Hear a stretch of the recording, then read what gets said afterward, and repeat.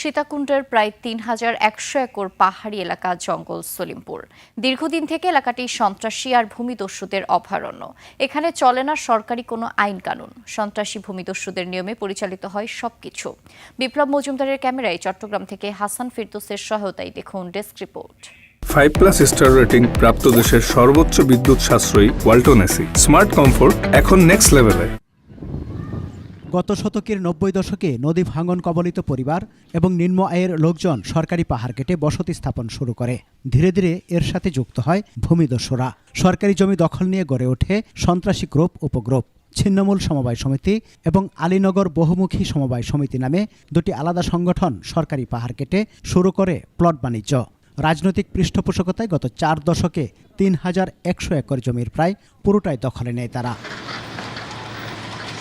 দুর্গম অবস্থান, কয়েক দশকের অবৈধ দখলদারিত্ব এবং সশস্ত্র অপরাধী চক্রের একচ্ছত্র আধিপত্যের কারণে জঙ্গল সলিমপুর পরিণত হয় অপরাধীদের অভয়ারণ্যে। 2022 সালে অভিযান চালিয়ে গুড়িয়ে দেওয়া হয় বিভিন্ন অবৈধ স্থাপনা।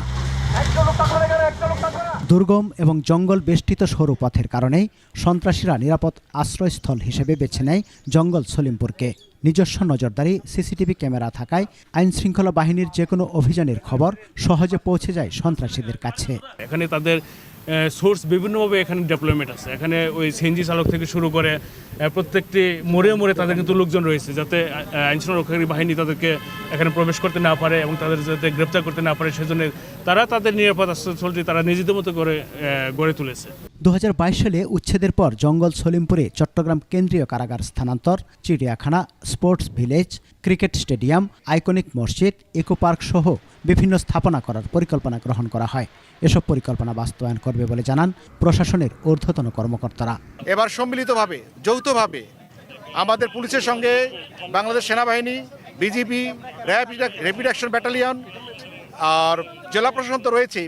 জেলা প্রশাসনের বিরাট একটি অংশ যারা ওনারা বেঞ্চস্টেড প্রোভাইড করেছেন আমাদেরকে, সবাই মিলে আমরা এইবার আশা সফল হয়েছি বলে আমরা মনে করছি এবং এই জায়গার উপর আমাদের পূর্ণ অধিকার প্রতিষ্ঠিত হয়েছে। আমরা এই এলাকার উপরে যে সরকারের কর্তৃত্বের একটু সমস্যা ছিল, সেটা দূরীভূত হয়ে পূর্ণ কর্তৃত্ব প্রতিষ্ঠিত হলো।